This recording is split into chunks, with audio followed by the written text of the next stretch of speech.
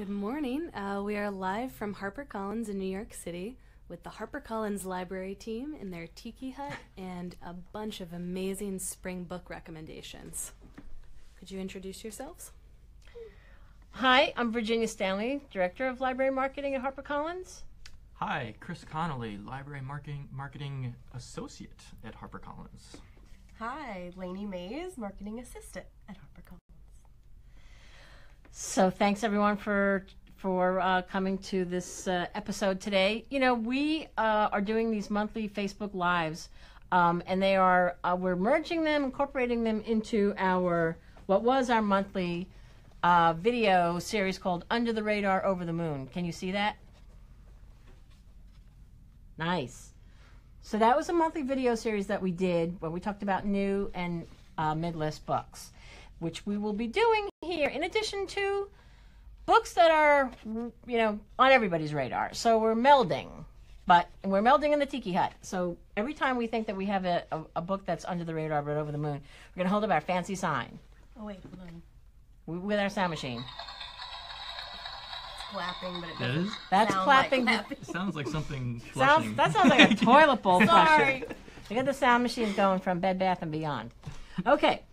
So first thing we want to mention quickly is that we have, we want everybody to know about Book Club Central, because a lot of these books are very book club worthy that we're going to talk about, and so you need to know about bookclubcentral.org, which is this new campaign, a new project that is it is the work of the American Library Association, Booklist Magazine, and United for Libraries. So under the umbrella of those three, they have come out with bookclubcentral.org. And Sarah Jessica Parker is the honorary chair of that, and she has been selecting books for Book Club Central.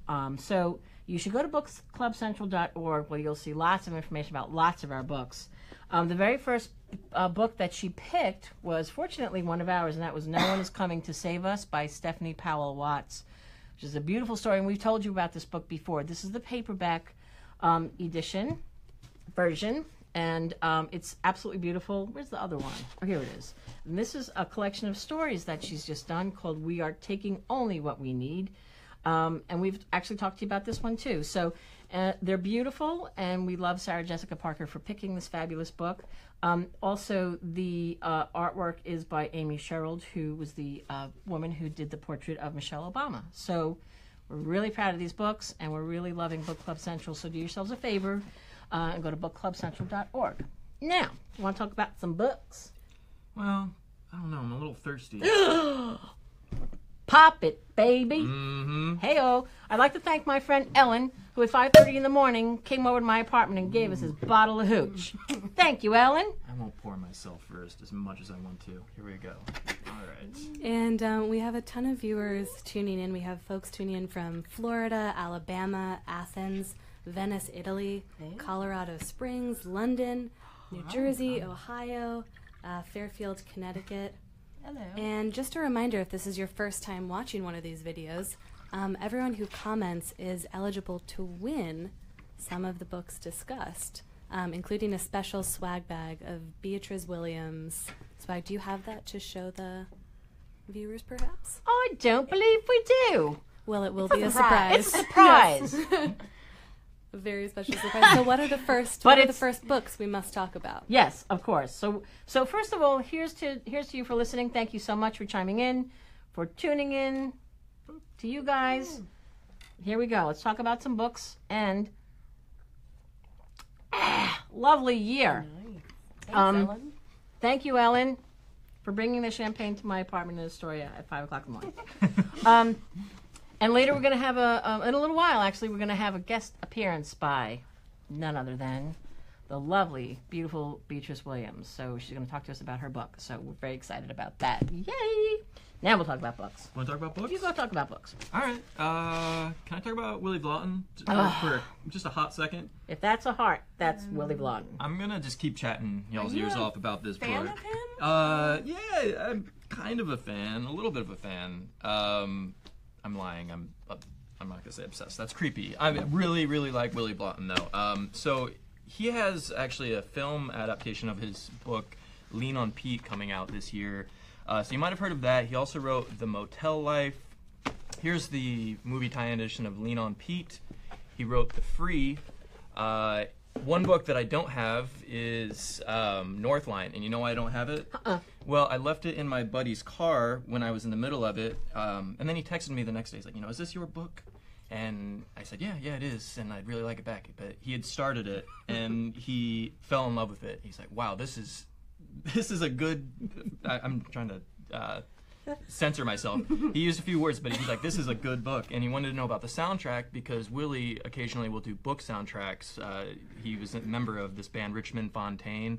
They were together for like 22 years. And that band disbanded and came back together to do the book soundtrack for his latest, Don't Skip Out on Me, which just came out last Tuesday, in fact. And this is a book that follows a young ranch hand in Nevada who was abandoned at a young age by both his mother and father, and he's on this ranch owned by this Mr. and Mrs. Research, this very kind elderly couple. But Horace is his name. He has some identity issues, and he wants to prove his worth by venturing out to become a champion boxer. And it's not a boxing book per se. Anytime I bring up boxing, people kind of step back if they're not fans of the sport, which it's brutal, and the book doesn't shy away from that. But it's really a story about Horace and loneliness and finding himself. It's so good. I mean, all his books will make you cry, they'll make you laugh, they're full of heart. And the language is just, it's not sentimental, it's not soft, it's like every word just pops from the page. It's so good. Virginia, I know. I've loved him from the first book I ever read of his, and read them all. And this is his first hardcover. This is a big step up in Willie Blotton land. And then I told Chris about it, and then he read this book, and then he went back, as he just said, and is reading all of them.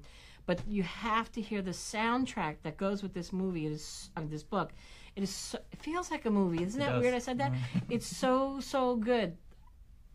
We should not talk too much more about this book. Trust us. Yeah. Trust the starred reviews in Booklist, PW, and LJ, Library Journal. Yeah. Trust that. All 3 starred reviews. I mean, we have so many books to talk about, but we just never going to give up on this book and this author because he's wonderful. Yeah. And tell them about your interview. Oh, and I did a Facebook Live interview actually last week with Willie, which is up on our Facebook page. And actually on librarylovefest.com. So if you go there, that's the best place to check it out. We'll also have a sampler for the soundtrack up on the blog, or if you go to hc.com and look up this book, the sampler is there as well. Seriously, once you hear the soundtrack, you'll be hooked, but just dip into the book, because you can also read a sample on hc.com. Yeah. And you'll want to tell everyone about it, and again, that's how I feel. Yep, you will. Yeah. Robin Bierbauer, our librarian pal out in Oregon, is a huge fan. Everybody that we've talked to about this book just falls in love with it. Anyway, we could go on the whole episode about this guy, but, and he's downplaying it. Chris's interview with Willie was phenomenal. Really people stopped me in the elevator. I'm like, that was so good. It was a great conversation. They were both on the same page, and Willie was playing his guitar, and it was, he sang song, and he's just so good, this guy. So please do check out, go to librarylovefest.com, and there's a tile on that page that's all our video archives, and you'll find it there. I think it's the top one. So anyway, don't skip out on me. You hear me? Don't skip out on me. And we have a ton of love for this. Casey is saying, I love that book with Chris's recommendation. Carla and Candace are both really excited about the idea of a book soundtrack. And we have Julie saying that these lives are her absolute favorite. Aww. Rachel saying hi from Washington. She loves HarperCollins. She said it's always a top publishing company for her. # bookworm, # dream job. And Carol is asking for a list of the books. Carol, we'll be posting a full list of the books and a bunch of social media links underneath the live stream after this. And just a reminder, if you're just tuning in, we're live from HarperCollins in New York City, and we have the amazing HarperCollins library team here ready to give you the best of the best recommendations. Okay, thank you very much. I'm going to jump in with one of my favorites on this list. Okay, this book, Left.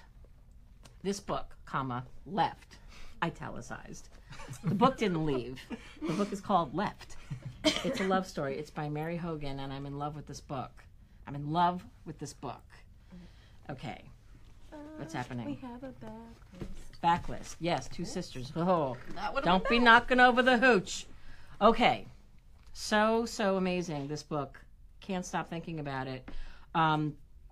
Mary Hogan is the author of this book, Two Sisters. She's also done some children's books. This is about, I'm not even going to look at my notes because I don't have to, because I can just tell you from my heart how great this is. This is about a couple. They're Paul and Faye. Paul is a judge in New York City, and he is in his 60s. This is his second marriage. There's about 20 years between him and Faye, and they're together 20 years. So, and they have this great relationship. They're really cool. I just loved reading them together. They had an ease about them. And you meet them, and they're in Barcelona. They're on this wonderful trip together, and it's just an easy trip. I mean, I just love them. And something happens when they're leaving and they're going back home. I don't want to drill down to all the specifics because I'm going to take up too much time. But in a nutshell, he starts to exhibit signs of slipping. Let's just put it that way. He's doing things that don't make sense, and she's trying to figure out why is he acting so strangely? Why is he doing some strange things, out of character, acting out of character, cursing when he never cursed before, missing things, forgetting things. And she's expressing concern to doctors, and they're not paying attention to it, and to friends, not paying attention to it, and even to the man who works so closely with her husband in the courthouse, and he's not acknowledging it, but she knows that he knows. And so he starts to spiral downward into dementia. And it is sad, but it is beautiful. It's a beautiful story about a relationship that has turned a corner.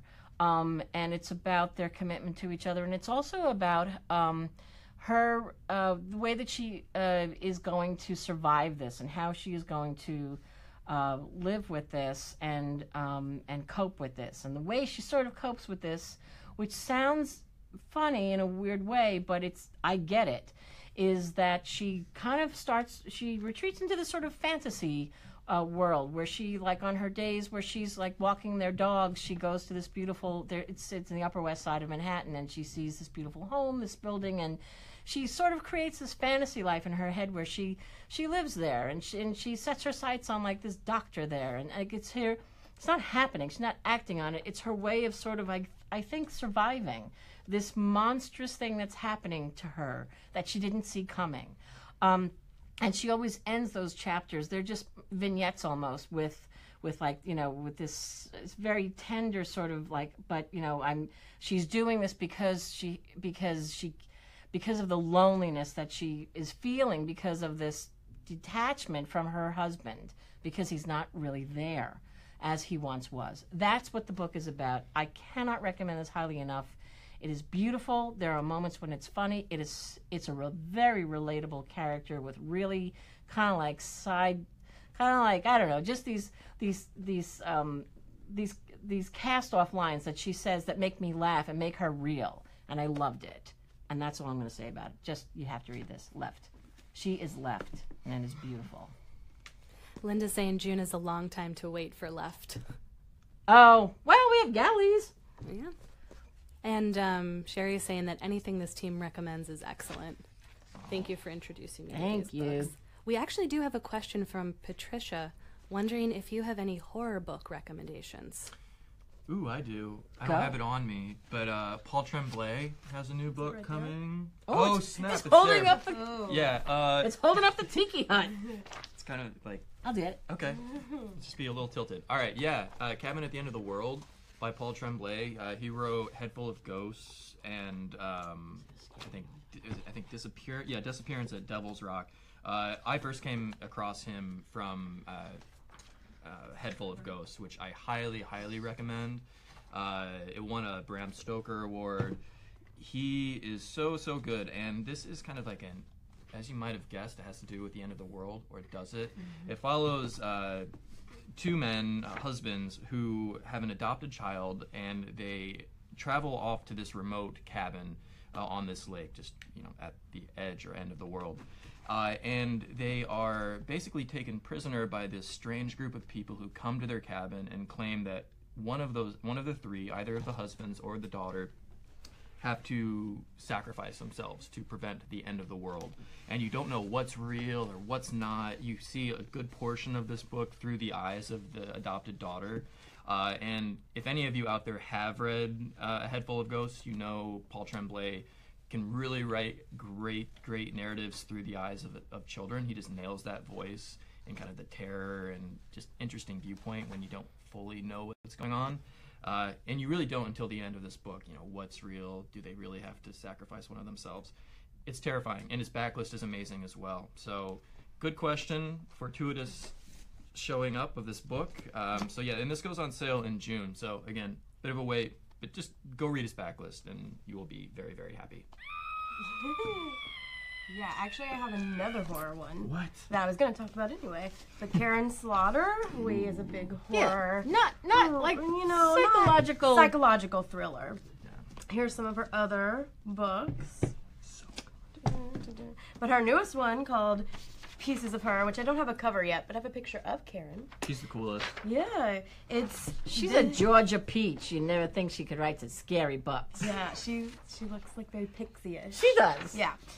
So this new title, Pieces of Her, is about a mother and a daughter, and the mother has cancer, so the daughter moves back for 10 years and takes care of her mother. She's very close to her, and then all of a sudden they're having lunch, and somebody walks in and kills two people that they know, and then the mom has to defend them, and she ends up killing this man. And so you think that's the weirdest part, but then what keeps happening is when they're in the hospital, the mom keeps telling the daughter not to say anything and be very secretive, and you don't know what's going on, and she wants her to get out of the house all of a sudden, and that's never been their relationship before. So it's kind of pieces together that something in the mom's past is she doesn't know about. So Andy, the daughter, kind of moves away but keeps coming to the house to see things. There's men looking through windows and rainy nights with storms, and it's gritty and just like psychological suspense like Karen always does.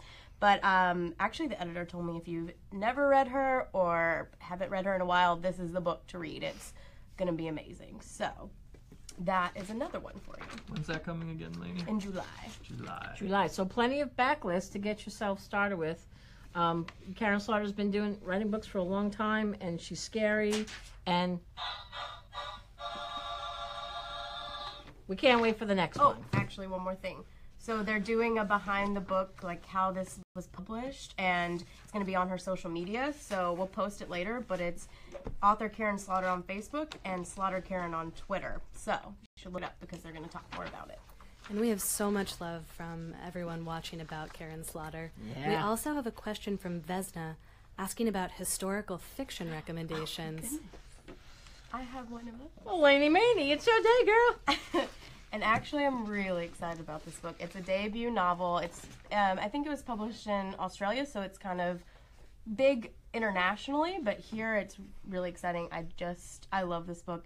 It's called The Tattooist of Auschwitz, and of course, it's going to be about concentration camps, so we already know what to expect, but it's a true story about a man named Lale Ludwig Sokolov, but he goes by Lale. And he's Slovakian. He went to Auschwitz-Birkenau and was sent there. And it's an interesting story because he almost died several times, and people in the camp saved him through his relationships, or even somebody just said a friend helped him and you're worth saving. So someone sent medicine and helped him, and he became the tattooist of Auschwitz. So he put the numbers on everybody, which the story is heartbreaking to hear these stories, and some of them are so real and very specific that it has to be from the mouth of someone who was there. And so Heather Morris went and interviewed Lale when he was 80, and he told her all of these stories, and she put his story into a book, and it's a different side of the camp. So we all know the usual story, but he was given this kind of position of power in a time he was still part of the camp, but he was above people, and so he could kind of get food and penicillin to other people, and he would smuggle it in, and he really used all of his resources to help these people. And it's beautiful to see the humanity that comes from these people who are in no, like, inhumane places. It's beautiful, but the main part of the story is it's a love story. He met his wife, and he saw her in this camp when he was tattooing her number, and he knew that he would see her after, and it's just about hope and getting out. And I actually have a picture of him and his wife. Aren't they sweet? Yeah. So they moved to Australia later and didn't talk about any of this. They had a son, and when she passed away, he decided to tell this story. And the son, Gary, has a afterword in the book. There's going to be behind the book. It's great for book clubs and discussion, but it was heartbreaking and probably I really enjoyed this book. I keep thinking about it. It's a novelized version it's of their historical story, fiction, right? yes. Yes, okay. Based on their life. Wow. Do we have a cover for this? No, Okay. not, To come. that's all we Okay. had. Okay. It's And- beautiful. That's something, huh? Carla buzz and about Jane that are book. saying they've heard great things about this book. Oh. Yeah. Very Who said excited that? To read it. Carla and Jane. Oops. Yeah, Graham Simpson said he would unreservedly, to anyone, recommend it, whether they'd read 100 Holocaust novels or none. Wow, that says a lot. And just a reminder, we'll be posting a full comment of all of the purchase and pre-order links for all of the books we're discussing today after the live stream. Joanne's asking, what's it called again? Who's the author? The Tattooist of Auschwitz, and Heather Morris is the author. Fantastic. Carolyn's also saying she can't wait to read this. It's really good. And if you're just joining us right now, we're live at HarperCollins in New York City. We have our amazing library team in their fabulous tiki hut with their mimosas, giving us the best recommendations. And if you comment on the Bookster live stream, you're eligible to win a bag of swag dedicated to author Beatriz Williams, who will be joining us shortly. Whenever she gets here, she's going to get in the hut. Actually, she has just arrived, so What? What? Perfect timing today. Okay, is she ready, or Very should we talk? fortuitous. Yes, bring her in. All right. Okay, so we're going to talk. Beatriz Williams is going to tell you a little bit about her book. We have her We're going back to list pour her a little hooch, called The Wicked City. This is her other book. One of them. one of the many, This is. and then we'll get back to our other title presentations. Okay. Okay, I'm so gonna give up my seat and go All right. grab Beatriz. go grab Beatriz. Diane's saying she loves the tiki hut. And Virginia, I'm could you taking give my us a bit of hooch. background about Oh, sorry. There you go. About what? about Beatriz and the kind of books she writes? Oh, well, she writes. What? Here she comes. And she can tell you herself. Oh my gosh. We have to welcome you with alcohol. Wonderful. Yes. Hello. Hello. Come in. Do I come in right up? You This is sure do. awesome. Come into the You come know, into the I hut. was thinking I should probably wear something spring-like, but it's such a dreary, gray day in New York today. But it's making me look forward to spring, certainly. How and are you? summer. I'm very good, thank you. Good. Lovely drink. I'll have a sip. Okay. Can you see Beatrice okay? We can indeed welcome. Shelley's saying, bring her in. Julie's super excited. Jane is saying hi to Beatriz. And Diane says she's very much looking forward to Summer Wives. Oh, fabulous. So glad to hear that. Well, thank you so much for coming into our hut. It's great to see you again. Lovely to see you both. Yes. It's terrific. I'm so excited to be here. So excited for this book. So excited for summer. I mean, this is terrific. I'm Yeah. already in the spirit. Yeah. It's too bad it's 35 degrees out. But You know. Not in here. Yeah. Yes. I know. It is a little warm. It's the lights. yeah, it's the lights. It's Yes. the lights. So you have your lovely mimosa. I do. Thank goodness. You're Let me very- take another sip. Hold Please. on. Better Just than coffee. Throw Yeah, it really. back. That's how we start every morning here in the I hut. love it. So, listen, we're Facebook Living right now. There's lots of people watching. Your fans are watching. Lots of people who come to our Facebook Lives every month. And so I'm going to hand this over to you. Yes. The Summer Wives. Oh, so this is where I give my big speech about the Summer Wives. Wonderful. Well, I am so excited about this book. It's been a long time in the making. I live on the Connecticut shoreline, and I had heard all these stories about this island, Fisher's Island. And you hear about it, but only when people are a little bit sort of tipsy, because the first rule about Fisher's Island is a bit like Fight Club. You don't talk about Fisher's Island. It's this island where, sort of the old WASP elite goes and summers. And it's got this wonderful microculture, and all these little stories keep coming out of it. And I've been wanting to set a book on an island, sort of inspired by fishers, not exactly fishers. And then finally I got the idea for this book, which is a young woman, Miranda Schuyler. Those of you who have read my books before know that the Schuyler family plays a big role. I'll be updating the family tree. Miranda's mother marries into one of the summer families there, these sort of wealthy summer families. And Miranda's drawn into this world that is existing there, where you've got your cocktails and all these little sort of secrets buried underneath. But the person she's actually drawn to is a young man who's the son of the lighthouse keeper. He's a lobsterman. She's drawn to him. It's 1951. The war is over. There's a whole new world before them. But as the summer goes on, things start to get complicated, and the summer ends in this catastrophe. So we go back and forth between 1951 and 1969, when Miranda returns to the island. Now she's a successful actress, but she has a lot of things that she wants closure for, and she wants to find justice for this young man that she loved all those years ago. So it's full of everything. It's got, love. It's got mystery. It's got this really fascinating culture that I wanted to explore, the sort of the culture of the post-war WASP elite. They had just finished fighting this war. What do they do now? And I specifically chose the summer of 1969, the summer of the moon landing, as a counterpoint to that 1951 setting. So I'm very excited for everyone to get their hands on this. Yeah, that's you. And such a lovely cover, too. It's so beautiful. beautiful. Apparently this photo actually was taken in 1951. You're kidding. I know. Usually it's sort of like, you get the covers and you're like, this is great, but I think that hairstyle is not really, 1950s. This time it's literally 1951. So I will not get any, emails from readers in the know who are like, well, I know the 1950s and that was not 1950s. So. Right. That's great. It is beautiful. It's a beautiful book from cover to cover. Yes. You had a question. I enjoyed it. I feel like every turn there was another event, and you're like, oh, is this the big secret? And then it would happen, and there's another one. It was great. I like the relationship between the two sets of sisters, yes. kind of. Mm-hmm. So she has a new stepsister, and yes. she kind of just takes her in, and it's yes. done. Like, I don't know if she's just happy to have a sister, but then you have Joseph's mom and aunt. So how did you come up with those two dynamics? So yes, there's a lot of female relationships in this book. In fact, I would say the female relationships are in many ways really just as important as this sort of romantic relationship that develops. So Isabel is her new stepsister. Her mother has married into this wealthy family. Isabel's kind of an only child, and she is somebody who's very restless. She was kind of born for another age. It kind of reminded me of my grandmother, who grew up in the 20s and 30s and 40s and said it was a great time to be a woman. She said, and she's actually British, so I'll do my best here. And then the 50s came and we just fell asleep. And so I thought, well, what would it be like to be somebody who is this, very sort of, you think of the 1930s and 1940s film stars, someone like that. What if she's stuck in the 50s and there's nothing for her to do? And she's restless and she's trying to do what's expected of her.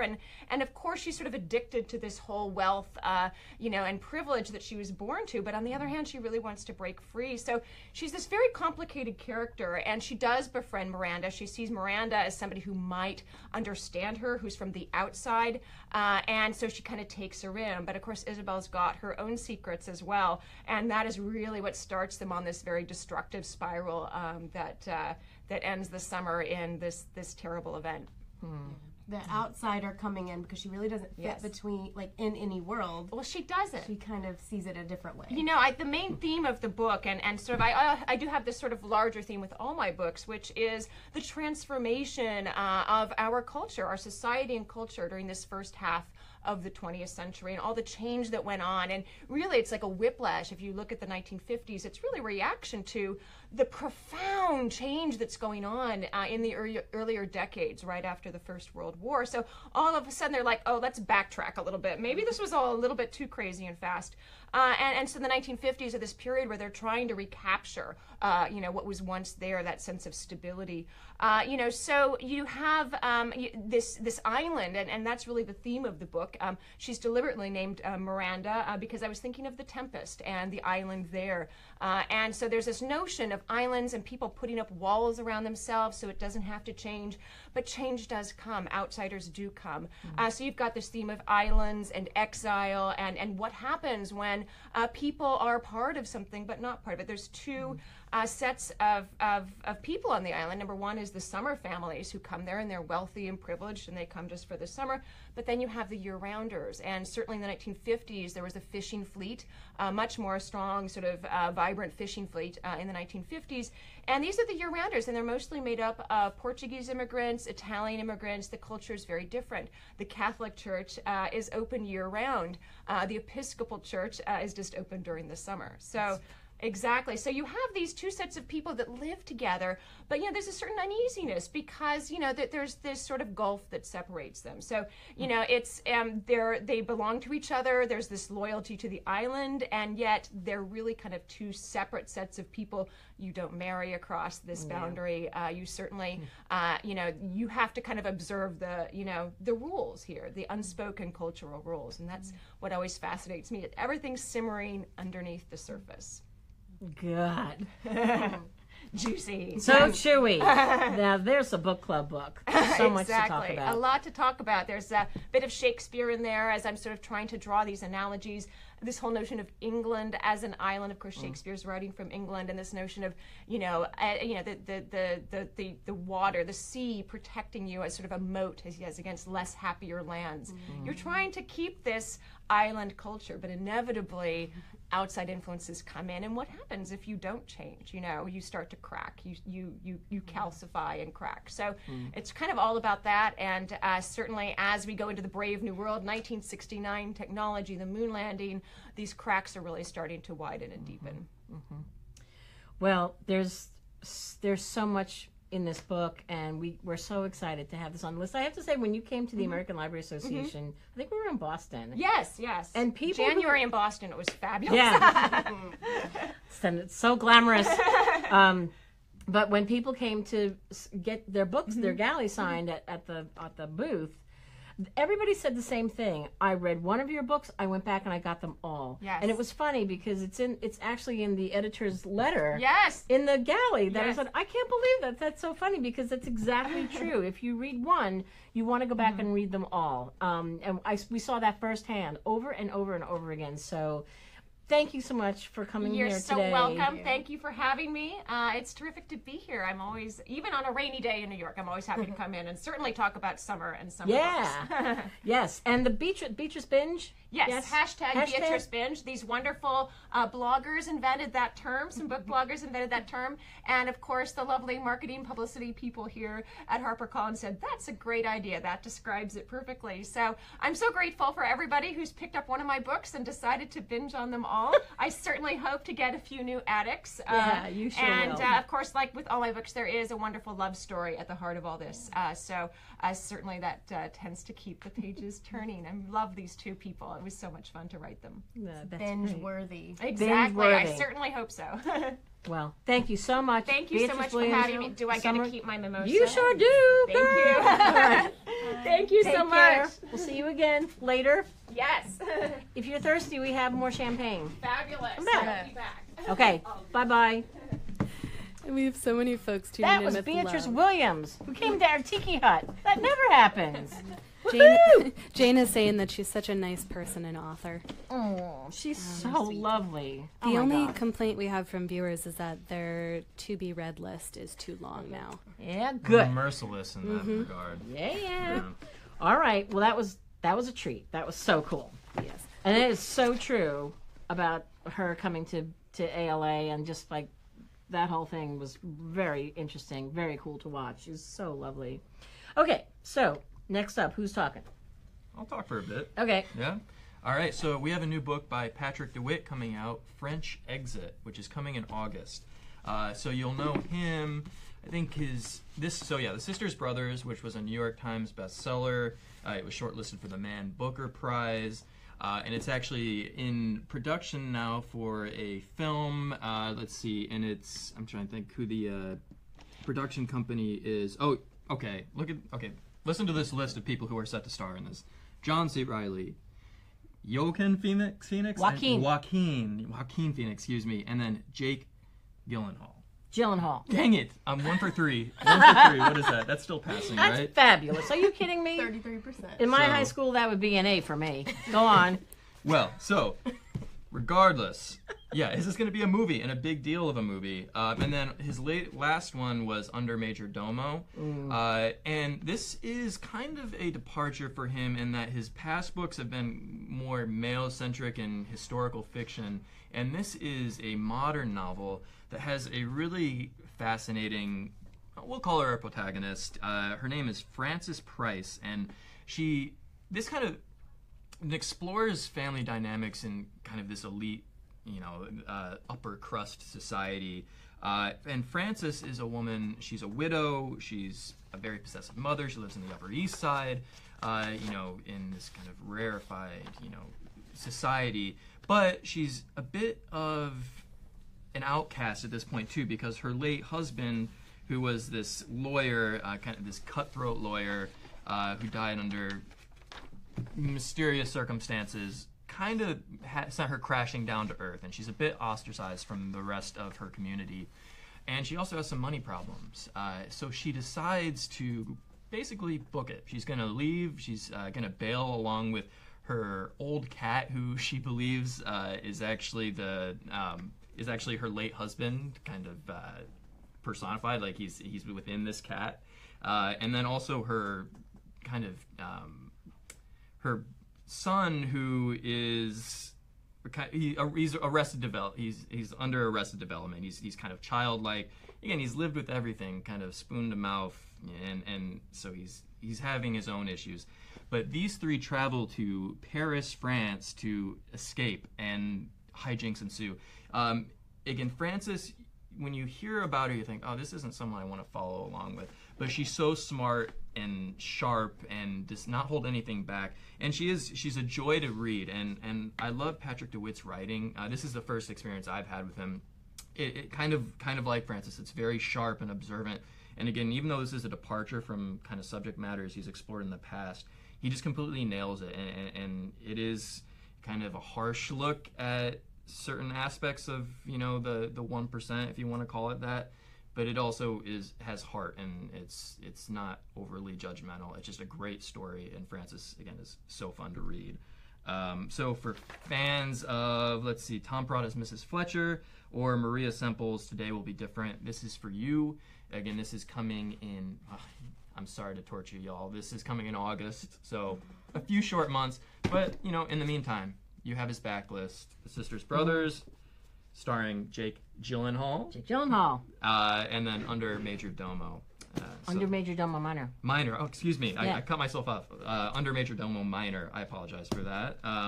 So yeah, please do check these out. Again, you'll have the links in the comment section. So run out, buy them, read them, and look forward to August.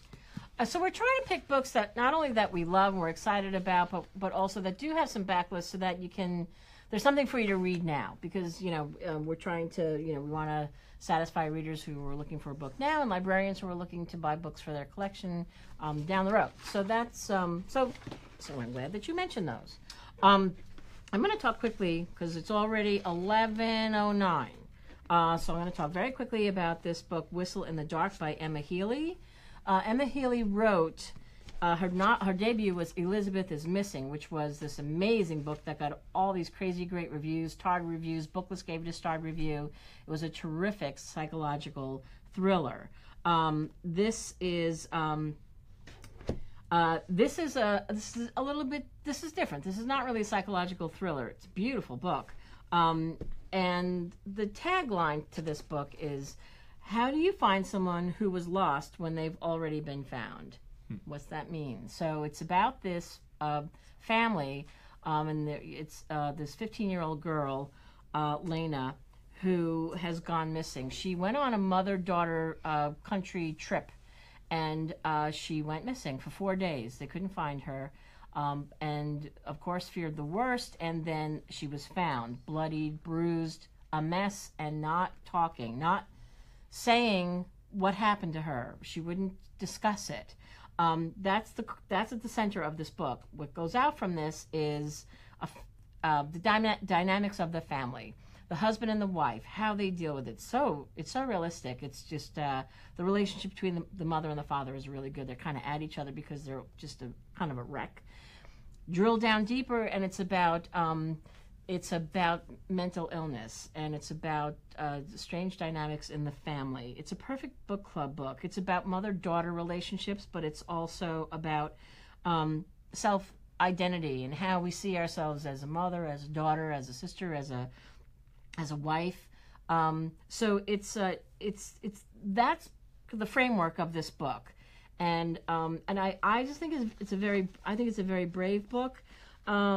And I think that, as I said, it does talk about mental illness, and the mother, they're both so frustrated, the parents, about what happened to her, that the mother decides to go back and retrace the daughter's steps to see, like, what could have happened, and was there something with this boy? What happened? Who hurt you? Anyway, that's sort of the crux of the book.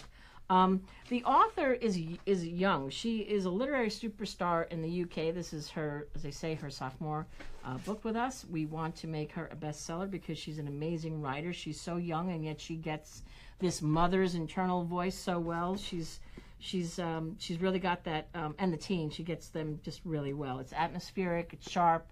At times there's some humor in there. Also, side note, she's super cool because she has an undergraduate degree in bookbinding. Who has that? That's amazing. She worked in bookstores. She worked in libraries. She has this very fun Instagram account, E.C. Healy, and it's got funny things on it, like stop motion stuff. It's really cool. So she's all over the place. She's great. So Whistle in the Dark by Emma Healy. Love this. This is coming out in July. But you can read Elizabeth Missing Now, and then you'll see why she's so fabulous. Kathy is really excited about this one, and Carla said she just added both of the Emma Healy books to her TBR. Oh, great.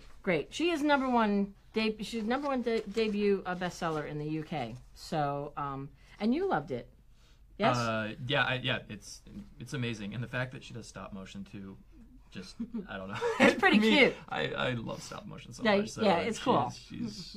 She's got it going on. Yes. Okay, that's me. Next, who's next? Okay, I have another debut. If You Leave Me by Crystal Hannah Kim. It comes out in August. I'm sorry. But you can put it on that TBR list. So this is, I'm just going to read a quote because I feel like it sums it up, and then I'll talk a little bit about it after. But a gripping, heartrending tale of the birth of modern Korea, filtered through the prism of an intimate love story in fresh, often astonishing prose, Kim brings her characters to life, complicated, flawed, and hard not to love with. A strikingly original work, and that's Jessica Shattuck. So it's really like an epic love story. It's a love triangle. It's set in the 50s when Korea is going through their civil war. And this girl who's 16, Haimi, she has to move with her family to the southern part because all of the war breaking out, and some friends come with them and move next to them, which is Kunwan, which is a friend she grew up with, and he is they're both lower class, and he gets to go to school and she doesn't, so he kind of gets to hang out with her after school. But then Kunwan's influential, richer cousin comes into town, Jizu, and he decides that Hami is going to be his. So he goes after her, and it's just this love triangle, and she's kind of stuck between a world of her mom wanting her to get married off, but then the war happens, and she's kind of like, those things don't really happen anymore, but her mother is very obsessed with it. So it's just a big epic tale, and it's based on her, Kim's grandmother's like immigration story a little bit. It's not historical fiction, but it's about kind of some experiences that she had, so that's really interesting. And that's like mainly it's tragic. It's Lightning round. Lightning round? I say we have to start doing lightning round because we have 15 minutes left. I have 2 more books to talk about. How many do you have? 1. Okay. 2. Okay, so we're going to do lightning round. Okay, I'll go quick. Here. All right, here we are. All These Beautiful Strangers by Elizabeth Clayfaugh. So this is a debut. Again, sorry y'all. It's coming in July. And this is a really cool... It takes place in this elite school on the East Coast and follows this young woman, Grace Fairchild, who she's kind of top tier. Her father is this huge real estate guru in New York City. So she's heir to this incredible fortune, but she's attending this elite boarding school, and she has a dark past in that her mother disappeared without a trace. And she never really knew what the deal was, and she carries that around. But she's also been kind of tapped by this elite secret society in this school called the A's, who, in order to join this elite society that will set you up for life, they're these people that will, once you're out of school, you'll get a job at a Fortune 500 company. They wield a lot of power. They'll destroy lives. And to join, there's this high-stakes, dangerous game that Grace has to go through, which she does while she's also discovering secrets from her past. And it's really interesting to see these two stories converge. And I love this kind of comparison here. So it combines the dishy gamesmanship of Gossip Girl with the murky atmosphere of The Secret History. I think that says a lot. Again, it's so fun and smart. It's a debut, but her voice is very just fluid and observant. It's a really cool look into kind of this, being an upper crust society, but younger kids at the same time. So it has some crossover potential as well. So Jessica Knoll's Luckiest Girl Alive, Leanne Moriarty's Big Little Lies. This is for you. Again, July. Just put it on your TBR pile, and you'll thank me later. So Thank you later. And Rosemary, Julie, Jane, and Rachel are all very excited about this title. Nice. you all have fine taste indeed. Don't forget, all these titles will be on librarylovefest.com, where you can also find video archives of our previous Tiki Talk. That's a new name. Tiki Talk. Tiki Talk. Tiki Talk. Okay. I'm going to go because I have two, okay? Yeah, go for it. Thanks. All right. So, The Dying of the Light by Robert Goulrick. Uh-oh. Do I not have it? I don't have it. Huh. Interesting. Nope. All right. Well, that's a bummer. I think I ate it. All right. Well, trust me, it's beautiful. I don't know where it is. I'm sorry. The Dying of the Light. The jacket will be up on Library Love Fest. Okay, so this is the author of A Reliable Life, which was this huge bestseller, 700,000 copies, sold and still going. That was back in 2009. We did not publish that book. However, we're thrilled to have this book under our roof. So this is this very passionate, glamorous story about this Southern debutante who marries for money and eventually suffers for love. This is set right after. We meet this woman, Diane Cook, who is kind of, they say, born with the century and came of age during World War II. So she's the daughter of this Southern gentry. She had parents who knew that there was this one asset that they had other than their daughter, which was their beautiful, stately home, which they called Saratoga. So, like many people, they're land poor, and they've got this amazing home, and they can't afford it. And so they want her along to marry this wealthy captain, because that's really the only way they're going to keep this house, which has been in their family for generations. So he's got a lot of cash, but he's kind of sketchy, and he's vulgar, and she doesn't like him, but she knows what she should do, so she does it. And I won't tell you too much, but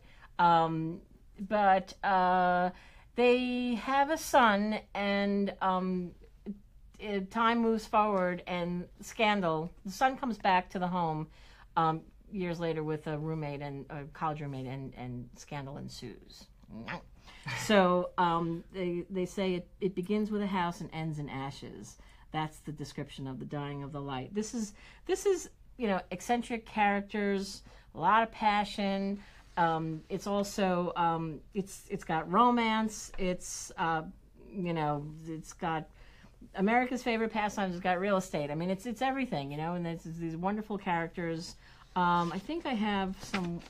Oh yeah, I have wonderful quotes, but we don't have a ton of time, so I'm just going to give you this from Philip Meyer, the author of The Sun, wrote, "Goulrick's best book yet, a brilliant mashup of all the old greats.